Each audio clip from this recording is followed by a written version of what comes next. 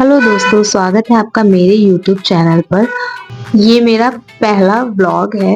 मैं बैठ चुकी थी अपनी बस में, लेकिन आप लोग सोच रहे होंगे कि मैं बस में तो बैठी हूँ, पर मैं जा कहाँ रही हूँ। तो आप लोगों को मैं बताऊंगी पहुंचने के बाद। अभी हम जा रहे हैं सोने के लिए और सुबह मिलते हैं हम। जहाँ पे हम जाने वाले थे वहां पहुंचकर जब हमने देखा कि वहां पे तो आंधी चल रही है, तो हम बस से उतरे भी या नहीं उतरे। लेकिन थोड़ी देर बाद जब मौसम शांत हुआ तब हम बस से उतरे और हम पहुंचे यमुना घाट पे। यमुना घाट का नाम सुनते ही आप लोग समझ ही रहे होंगे थोड़ा थोड़ा कि हम कहाँ जाने वाले हैं। तो हम निकल गए थे मथुरा के निधि वन के लिए। हम लोग हाँ मथुरा में ट्रिप के लिए गए थे। ये हमारा फर्स्ट डे का ट्रिप था मथुरा। तो वहाँ पे हम सबसे पहले निधि वन में गए दर्शन के लिए। निधि वन में थोड़ी थोड़ी सी बारिश हो रही थी। एक्चुअली आने का मौसम भी सुबह से ही था, लेकिन फिर भी हम निकल पड़े थे। तो बारिश होगी देखा जाएगा, पर दर्शन तो करने ही करने हैं। गाना जैसे मिले बिना मथुरा से कैसे वापस जा सकते हैं।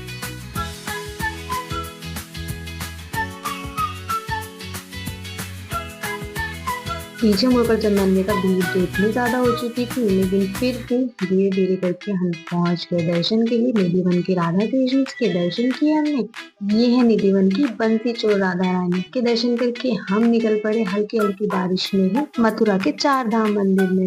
यहाँ पहुंचते ही दूर से ही हमें माँ वैष्णो की मूर्ति दिखाई दे रही थी। धीरे धीरे करके हम पास में गए।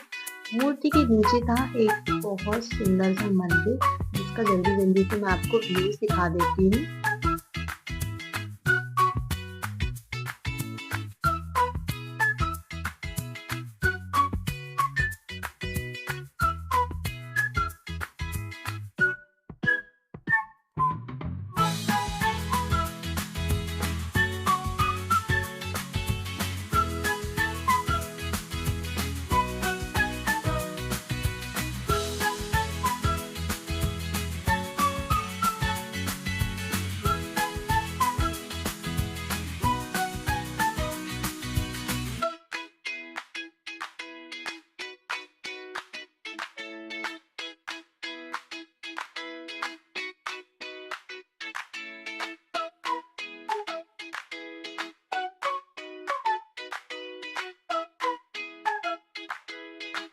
फिर हम चल पड़े राधा कृष्ण धाम के लिए, जहाँ पे हमें रास्ते में बहुत सुंदर सुंदर से व्यूज देखने को मिले।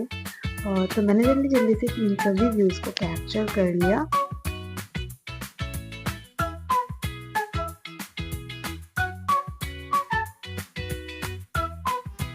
अब हम करने वाले हैं मंदिर के अंदर एंटर।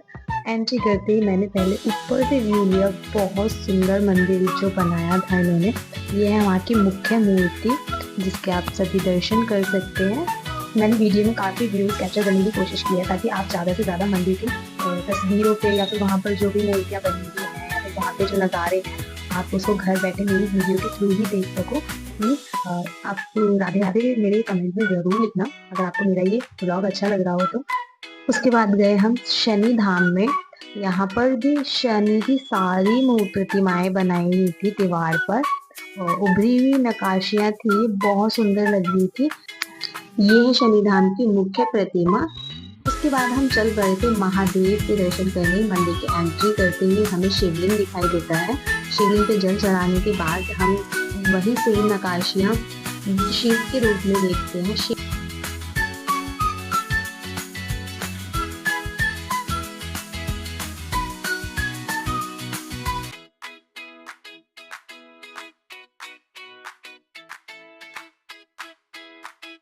दर्शन करने के बाद हम निकल पड़ते हैं एग्जिट के लिए, और हम बाहर निकल कर देखते हैं महादेव की बहुत बड़ी प्रतिमा को। फिर हम जाते हैं कृष्ण जन्मभूमि पर। यहाँ पर मेरा फोन जमा हो जाता है, तो मैं अंदर का व्यू आपको नहीं दिखा पाई, लेकिन आप एक बार इस मंदिर में जरूर जाना। शाम होने पर हम पहुंच गए बांके बिहारी मंदिर। वहां पर हमने दर्शन किए। बारिश तो बहुत ज्यादा हो रही थी, लेकिन फिर भी हमने दर्शन नहीं छोड़े।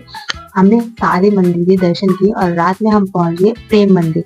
मथुरा में आए हैं, प्रेम मंदिर में न जाए, ऐसा तो हो ही नहीं सकता। बारिश तो हो ही रही थी, लेकिन फिर भी मंदिरों में जाने का मजा तो कुछ और ही था। हमको लगा कि बारिश में हम ही घूम रहे हैं, लेकिन नहीं गई। मथुरा के जगह जगह मंदिर में जहाँ हम लोग गए, वहाँ पर इतनी भीड़ थी कि लग ही नहीं रहा था कि लोगों को बारिश से कोई फर्क पड़ भी रहा है। थोड़ी सी दूर से मैंने देखा कि वाटर शो हो रहा है, तो हम लोग सभी भागकर गए फटाफट वाटर शो देखने के लिए।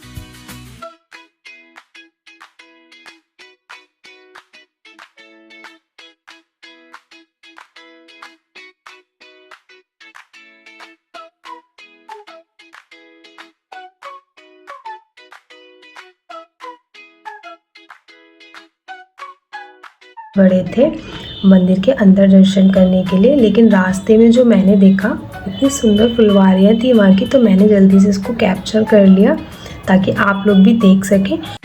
आगे चल के हमें दिखे कृष्ण जो गोपियों के साथ नृत्य कर रहे थे। अब हम पहुंच जाते हैं प्रेम मंदिर के अंदर। प्रेम मंदिर के अंदर पहुंचने के बाद ऐसा लगता है कि जितना सुंदर मंदिर हमें बाहर से देखने को मिलता है उससे कहीं ज़्यादा सुंदर इसका अंदर से रूप है। फिर हम मंदिर के अंदर राधा कृष्ण के दर्शन करते हैं और पहुंच जाते हैं पहली मंजिल के ऊपर। पहली मंजिल से मुझे जो इतना बड़ा झूमर दिख रहा था बहुत सुंदर लग रहा था। थोड़ी देर फ़ोटो खिंचवाने के बाद हम निकल चलते हैं बाहर के लिए, और बाहर जाते जाते हम देखते हैं कृष्ण की लीलाओं के कुछ प्रतिमाएं जो देखकर बहुत ज़्यादा अच्छा लग रहा था कि कृष्ण की लीला इस तरह की भी थी कि वो राधा बने थे एक टाइम पे। राधा के लिए सुंदर सा बागीचा बना रखा था जिसमें राधा कृष्ण बैठे हुए थे और उनके आसपास गोपियाँ नृत्य कर रही थी। ये सब देख के मन को बहुत शांति मिलती है। और इसी के साथ मेरा आज का ये व्लॉग समाप्त होता है। चैनल को सब्सक्राइब कर लेना और कमेंट में राधे राधे ज़रूर लिखना।